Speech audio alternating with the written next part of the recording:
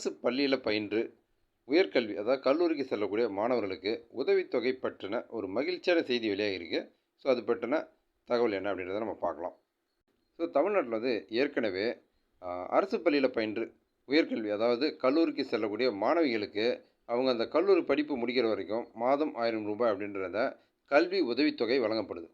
So இந்த 1000 ரூபாய் அப்படிங்கிறது வந்து அவங்களுக்கு ஒரு போக்குவரத்து செலவு அல்லது கல்விக்கு அவங்களுக்கு ஆகக்கூடிய ஒரு செலவு, அதாவது புத்தகங்கள் வாங்குறது அல்லது இது மாதிரியான அந்த படிப்பு சம்மந்தமான செலவுகளுக்கு ஒரு பயன்படக்கூடிய ஒரு விஷயமா இருக்குது. ஸோ இதன் காரணமாக அதாவது உயர்கல்விக்கு செல்லக்கூடிய மாணவிகளுக்கு அவங்களுடைய அந்த தேவைகள் அவங்களுடைய செலவுகளுக்காக மாதம் 1000 ரூபாய் கிடைக்குது அப்படின்ற காரணத்தினால உயர்கல்விக்கு போகக்கூடிய மாணவிகளுடைய எண்ணிக்கை வந்து சற்று அதிகமாகிருக்கு. ஸோ அதே மாதிரி இப்போ வந்து மாணவர்களுக்கும் மாதம் 1000 ரூபாய் அதாவது அரசு பள்ளியில் பயின்று கல்லூரிக்கு செல்லக்கூடிய மாணவர்களுக்கும் மாதம் 1000 ரூபாய் உதவித்தொகை வழங்கப்படும் அப்படின்ற அறிவிப்பு வந்து அமைச்சர் உதயநிதி ஸ்டாலின் வெளியிட்டிருக்காங்க. பொதுவாக கிராம பகுதிகளில் பார்த்தோம் அப்படின்னா உயர்கல்விக்கு போகிறதுல அவங்களுக்கு இருக்கக்கூடிய மிகப்பெரிய சிக்கல் என்ன அப்படின்னா அவங்களுக்கு அந்த கல்விக்காக செலவு பண்ணக்கூடிய அந்த பணம் அதை வந்து ஸ்பெண்ட் பண்ண முடியாத, அதாவது செலவு செய்ய முடியாத ஒரு சூழ்நிலை வந்து மாணவர்கள் அல்லது மாணவிகள் இவங்க எல்லாருக்குமே கிராம பகுதியிலேருந்து வரவங்களுக்கு நிச்சயமாக அது ஒரு பிரச்சனையாக இருக்கும். ஸோ அதன் காரணமாக இப்போ வந்து தமிழக அரசு வெளியிட்டிருக்கக்கூடிய இந்த அறிவிப்பு அப்படிங்கிறது ரொம்ப ஒரு முக்கியமான அறிவிப்பாக பார்க்கப்படுது. குறிப்பாக வந்து மாணவர்களுக்கும் இந்த மாதம் 1000 ரூபாய் வழங்கப்படும் அப்படின்றது வந்து மாணவர்கள் உயர்கல்விக்கு போகிறத ஊக்கப்படுத்தக்கூடிய ஒரு விஷயமா இருக்கும்.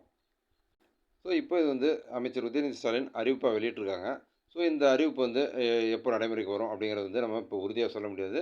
ஆனால் விரைவில் இந்த திட்டமானது நடைமுறைக்கு வரலாம் அப்படின்னு எதிர்பார்க்கப்படுது.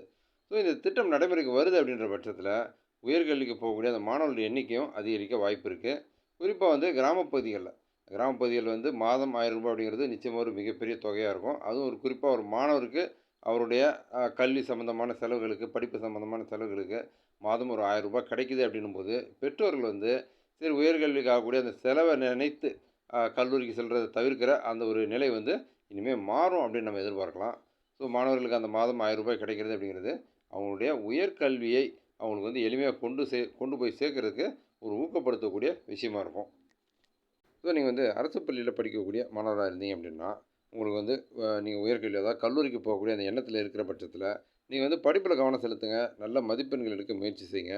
நீங்கள் கல்லூரியில் சேரும்போது உங்களுக்கு மாதம் 1000 ரூபாய் உதவித்தொகை கிடைக்கிறதுக்கான வாய்ப்புகள் நிறைய இருக்குது.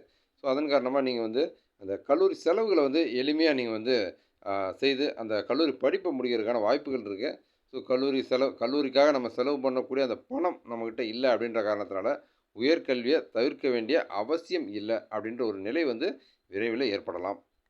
ஸோ நீங்கள் வந்து அரசு பள்ளியில் 11ஆம் வகுப்பு 12ஆம் வகுப்பு படிக்கக்கூடிய மாணவராக இருந்தீங்க அப்படின்னா நல்ல மதிப்பெண்கள் எடுக்கிறதுல நீங்கள் இப்போ கவனம் செலுத்துங்க.